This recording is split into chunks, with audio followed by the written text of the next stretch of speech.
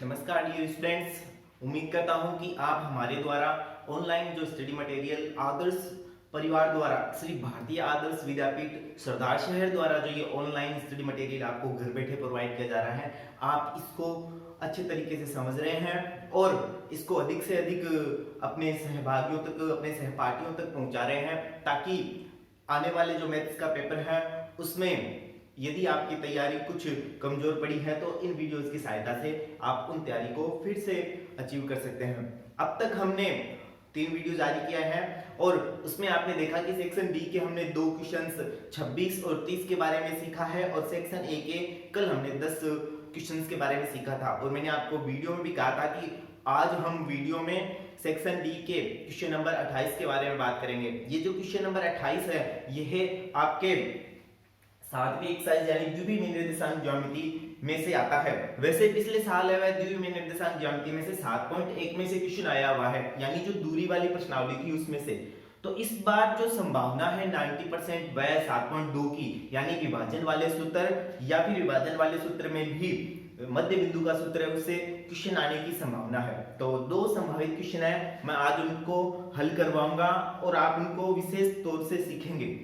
आने में तो कुछ भी आ सकता है, लेकिन संभावित क्वेश्चन है, हम इसका रिपीटेशन करते रहेंगे। आगे के वीडियो में भी 7वीं प्रश्नावली के हम अन्य क्वेश्चन के बारे में चर्चा करेंगे, लेकिन आज हम जो वीडियो में चर्चा करने वाले हैं वह है 7.2 का 4 भागों में 2 बिंदुओं के बीच मिलाने वाली रेखा है, उसको 4 बराबर भागों में बांटने वाले बिंदुओं की निर्देशांक ज्ञात करने का एक क्वेश्चन है। और 1-2 बिंदुओं को मिलाने पर एक रेखा है उससे गुजरती है, उसका अनुपात ज्ञात करना है कि कौन सी ये जो रेखा है इसको किस अनुपात में विभाजित करती है। तो चलो स्टार्ट करते हैं हम। पहले मैंने क्वेश्चन नंबर 1 लिख रखा है, आपको यदि दिखता है तो ठीक है, वरना मैं बोल के भी सुना देता हूं। बिंदुओं -4,0, 0,6 को मिलाने वाली रेखा को 4 बराबर भागों में, मैंने इतना लिख रखा है, बांटने वाले बिंदुओं के निर्देशांक हमें ज्ञात करने हैं। 7.2 का ये क्वेश्चन नंबर 9 या 10 है, शायद 10वां क्वेश्चन है। 4 बराबर भागों में हमें इनको डिवाइड करना है। इससे पहले क्वेश्चन नंबर 9 भी है, 3 बराबर भागों में बांटने वाला, वो क्वेश्चन आप खुद हल कीजिएगा, उसमें 1:2 और 2:1 लेके आंसर ज्ञात करना है। हम इस क्वेश्चन पे चर्चा करते हैं, 4 बराबर भागों में बांटना है। तो जैसा कि आपने सीखा हुआ है, यदि आपके पास में 2 बिंदु है ए और बी, और यदि आपके पास में ए के निर्देशांक है x1 y1 और b के निर्देशांक है x2 y2, तो आप क्या ज्ञात कर सकते हो, इनको एकदम एग्जैक्ट a और b के बीच में बैठे बिंदु c का, यानी इस बिंदु c को क्या बोलेंगे हम, मध्य बिंदु बोलेंगे। इस मध्य बिंदु का आप निर्देशांक ज्ञात कर सकते हो। कौन से फॉर्मूले से, x1 + x2 बटा 2 और y1 + y2 बटा 2 के सूत्र से इन दोनों बिंदुओं को मिलाने वाले रेखाखंड के मध्य बिंदु का निर्देशांक आप लोग ज्ञात कर सकते हो, x1 + x2 बटा 2 और y1 + y2 बटा 2। तो ये जो सवाल है वह भी इसी पर आधारित है, तो इसको हम हल कर रहे हैं। आपको क्या दिए हुए हैं, 2 बिंदु दिए हुए हैं, इन दोनों बिंदुओं के जो निर्देशांक है उन्हें मैं लिख रहा हूं। बिंदु ए के निर्देशांक हमें दिया हुआ है -4,0, ये बिंदु ए के निर्देशांक है, और बिंदु बी के जो निर्देशांक है 0,6। हमें इनको 4 बराबर भागों में बांटने वाले बिंदुओं के निर्देशांक ज्ञात करने हैं। तो अब आपको ये विशेष तौर से ध्यान देने योग्य वाली बात है कि यदि 2 आपको बिंदु दिए हुए हैं, इनको यदि हम मिलाएं तो इनके बीच में कितने बिंदु अन्य स्थित होंगे कि इसको 4 बराबर भागों में बांट दें। तो आपको जैसे कि मैंने उदाहरण से भी समझाया था कि एक सीधा लंबी छड़ है या डंडा है, यदि हमें इसको 4 बराबर भागों में बांटना है, 4 बराबर भाग करने हैं, तो हमें इसको कितनी जगह से काटना पड़ेगा, 3 जगह से। 4 बराबर भाग करने हैं तो 1 कम, यानी 3 जगह से काटना पड़ेगा। ऐसे ही यदि हमें इसके 4 बराबर भाग करने हैं तो हमें ये जानकारी होनी चाहिए कि इन ए और बी के बिंदुओं के बीच में अन्य 3 बिंदु और होंगे, सी, बिंदु डी, बिंदु ई, जैसा कि मैंने चित्र में बनाया है। तो ये सी, डी और ई, इसके बीच में 3 अन्य बिंदु होंगे। तो जैसे ही हमने देखा सी, डी और ये 4 बराबर भाग हो गए, ए सी, सी डी, डी ई और बी ई, ठीक है। तो हम कह सकते हैं कि ए सी बराबर सी डी बराबर डी ई बराबर बीई, 4 बराबर भाग हो गए इसके। अब इसके 4 बराबर भाग हैं तो इनका जो अनुपात है वह बराबर बराबर होगा, यानी एक एक का अनुपात होगा।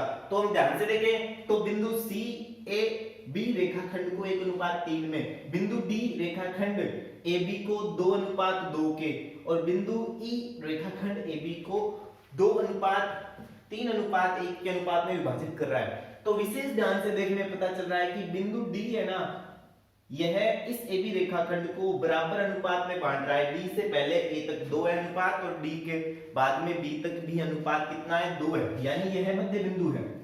अर्थात बिंदु डी रेखा ए बी का, या इसको रेखाखंड भी बोल सकते हैं, रेखाखंड ए बी का मध्य बिंदु है। तो ये यदि मध्य बिंदु है तो हम मध्य बिंदु का सूत्र लगा के बिंदु डी का निर्देशांक ज्ञात कर सकते हैं।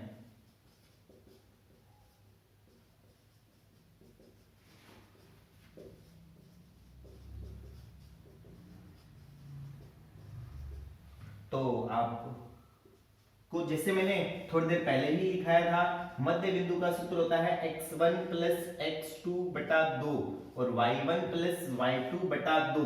तो यहाँ पे x का जो मान है वह कौन सा लिया जाएगा, जो ये है x1, ये है y1, ये है x2, ये है y2। तो x1 का मान लिया जाएगा जो a का x का निर्देशांक है, प्लस x1 हो गया ये, प्लस x2 का मान लिया जाएगा जो कि बिंदु B का x है, यानी 0/2, कोमा y1 यानी 0 प्लस y2 यानी 6/2। -4 और 0 को जोड़ेंगे, -4 को 0 से जोड़ने पे -4 आते हैं, 0 और 6 को जोड़ने पर 6 आते हैं। -4 में 2 का भाग लगाने पे -2 और 6 में 2 का भाग लगाने पे 3 आता है। तो इस तरीके से हम कह सकते हैं कि बिंदु D के जो निर्देशांक आएंगे वे कितने आएंगे, -2,3। हमने 4 बिंदुओं में से एक बिंदु D ज्ञात कर लिया, कौन सा, -2,3। इसी प्रोसेस को हम यदि देखें ध्यान से, क्योंकि अब D आ गया तो A और D के एकदम बीच में बैठा है बिंदु C, क्योंकि बिंदु C से A तक अनुपात 1 है और C से D तक भी अनुपात 1 है, यानी बिंदु C AT रेखाखंड का मध्य बिंदु है। तो सेम यही फॉर्मूला लगाकर हम बिंदु D C का निर्देशांक भी ज्ञात कर सकते हैं। तो यही फॉर्मूला लगा रहा हूं मैं।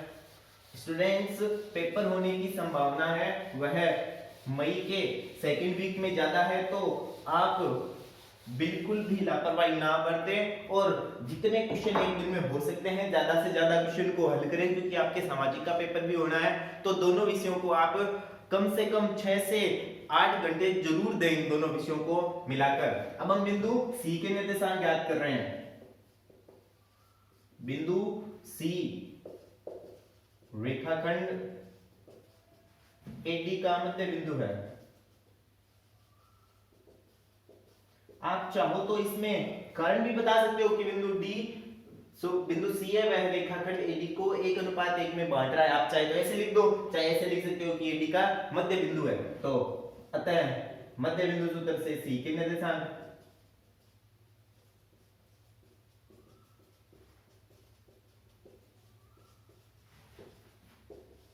बार बार फॉर्मूला लिखने की जरूरत नहीं है, आपने एक क्वेश्चन में एक बार फॉर्मूला लिखना है। तो इस बार हम फॉर्मूला नहीं यूज करेंगे, x1 प्लस x2 बटा 2 इसी क्वेश्चन में हम नोट करके आए हैं। तो x1 प्लस x2 बटा 2, इस बार x1 कितना पड़ेगा, इस बार जो x2 y2 है वह ये d वाला निर्देशांक बन जाएगा, ये वाला। तो x1 प्लस x2 -4, और क्योंकि प्लस है तो ये x2 का मान -2 है बट्टे में 2, कोमा y1 0 प्लस y2 यानी 3। -4 और -2 को हम जोड़ें तो माइनस के 6 आते हैं बटा 2, और ये 0 प्लस 3 3 बटा 2। कहने का मतलब है यहां से जो आंसर आएगा बिंदु C का जो निर्देशांक आएगा वह बन जाएगा -3,2। -3,3/2। ये बिंदु सी के निर्देशांक आ गए, ये बिंदु डी के पहले से आए हुए थे। अब जो बचा वह है बिंदु ई। अब हमें बिंदु ई के निर्देशांक निकालने हैं। इस क्वेश्चन के अलावा भी आप 7वीं एक्सरसाइज से अन्य क्वेश्चन भी जरूर हल कीजिएगा, ताकि ज्यादा से ज्यादा एक्सरसाइज है वो आपको समझ आए और हम पहुंच सके अपने मिशन 100 के और करीब। तो बिंदु ई इस बार किसका मध्य बिंदु है? रेखाखंड डीबी का।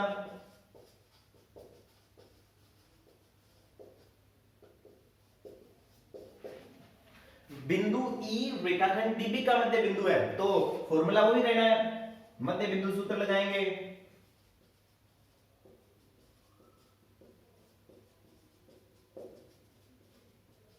मध्य बिंदु सूत्र से हम क्या ज्ञात करने वाले हैं? बिंदु ई के निर्देशांक ज्ञात करने वाले हैं।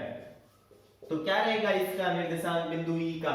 -2 + 0/2 कोमा 3 + 6/2, यानी -2/2 कोमा 9/2 -1 कोमा 9/2।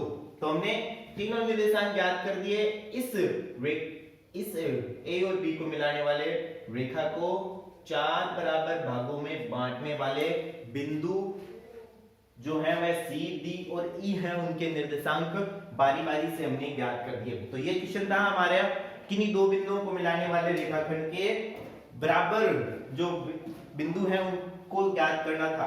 अब हमें नेक्स्ट क्वेश्चन करते हैं हम इसी विभाजन सूत्र में जो अन्य क्वेश्चन है उसको हल करने वाले हैं हम। तो देखते हैं क्या क्वेश्चन हमारे पास में। ये क्वेश्चन है बिंदुओं -1,1 और बिंदु 5,7 है। दो बिंदु दिए हुए हमें -1,1 और 5,7। इनको मिलाने वाली जो रेखा है वह रेखा इस रेखा से एक अन्य रेखा गुजर रही है x + y = 4। इसको किस अनुपात में विभाजित करेगी, हमें वह अनुपात ज्ञात करना है। तो हमने मान लिया कि हमारे पास में एक a बिंदु है, इस a के निर्देशांक है -1,1 और b के जो निर्देशांक है वह है 5,7। सबसे पहले हम इसको m1 अनुपात m2 में बांटने वाले बिंदुओं के, मान लीजिए कि ये एक बिंदु है बिंदु c, ये a और b बिंदुओं को m1 अनुपात m2 में विभाजित करता है। पहले इस बिंदु c के हम निर्देशांक ज्ञात कर लेते हैं, फिर हम ये अनुपात ज्ञात करेंगे। माना बिंदु c रेखाखंड AB को m1 अनुपात m2 के अनुपात में विभाजित करता है।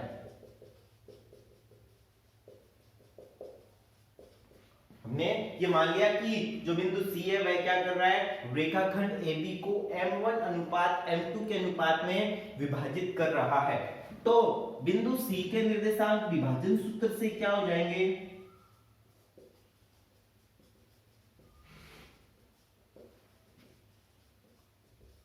याद होगा आपको विभाजन सूत्र। यहां पे क्योंकि बिंदु C है वो A और B के बीच में स्थित है, तो अंतः विभाजन वाला फॉर्मूला ही लगेगा। मैं फॉर्मूला लिख रहा हूं m1 x2 + m2 x1 बटे m1 + m2, m1 y2 + m2 y1 बटे m1 + m2।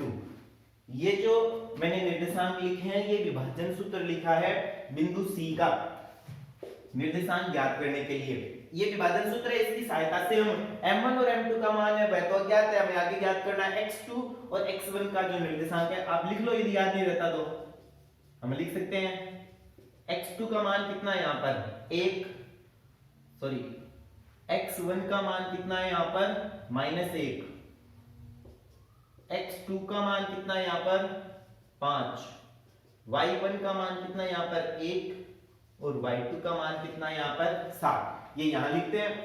m1 की जगह तो m1 ही रहना है, हमें याद करना है। और x2 की जगह कितना हो जाएगा 5 प्लस m2 की जगह m2 ही रहना है, x1 की जगह कितना हो जाएगा -1 बट्टे m1 प्लस m2 हमें ज्ञात करना है, कोमा इसी प्रकार m1 का मान ज्ञात है, हमें ज्ञात करना है, y2 का मान है वो कितना है 7 प्लस m2 का मान हमें ज्ञात करना है, और y1 का जो मान है वो हमें कितना दिया हुआ है 1, और बट्टे में वही मान m1 प्लस m2।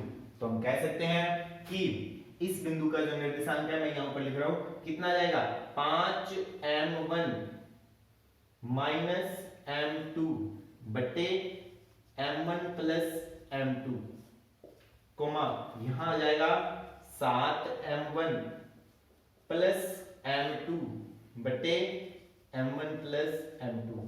ये बिंदु C के निर्देशांक हमने ज्ञात कर लिए। अब क्वेश्चन जो कह रहा है वो ये कह रहा है कि A और B को मिलाने वाले रेखाखंड में वह अनुपात ज्ञात कीजिए कि इस बिंदु C से जो रेखा गुजरती है, ये रेखा कौन सी है x प्लस वाई बराबर 4। अब एक रेखा है, इसका समीकरण क्या है x प्लस वाई बराबर 4। ये रेखा कहां से गुजरती है बिंदु C से गुजरती है, और बिंदु C के हमने ये निर्देशांक ज्ञात कर लिए। कहने का मतलब है कि इसके इस जो रेखा समीकरण है, ये रेखिक समीकरण है, इसके x का निर्देशांक बिंदु C का x का निर्देशांक होगा, इसके y का निर्देशांक बिंदु C का y का निर्देशांक होगा, और बराबर में कितना दिया हुआ है 4। यानी बिंदु C से है ये रेखा गुजर रही है, इसलिए हम इसका निर्देशांक ज्ञात करना चाह रहे हैं। तो लिखेंगे रेखा x प्लस वाई बराबर 4 बिंदु C से गुजरती है, अतः x की जगह बिंदु C का x का मान और y की जगह y का मान बिंदु C का, और बराबर में कितना 4, क्योंकि बट्टे में m1 प्लस m2 है, दो समीकरण आ गई, बट्टे वाली आ गई, इनका एलसीएम लेंगे। आपको पहले भी क्लास में बताया था एलसीएम सदैव दो प्रकार के होते हैं, या तो दोनों हर एक जैसे या दोनों हर अलग अलग। यहाँ पे दोनों हर एक जैसे हैं, जब हर एक जैसे होते हैं तो आपको बता रखा है अंश पर कोई फर्क नहीं पड़ता, अंश है वह सेम का सेम ही रहता है। तो ये हमने उतार दिया, अंश सेम के सेम आगे जो ऊपर थे। ध्यान से देखने में पता चला कि m1 और m2 और m2 प्लस और माइनस के हैं, इसलिए आपस में कैंसिल हो जाएंगे।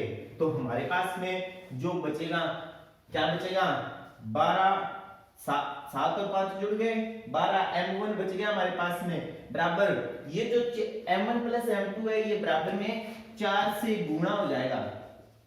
कहने का मतलब है 12m1 बराबर 4m1 प्लस 4m2।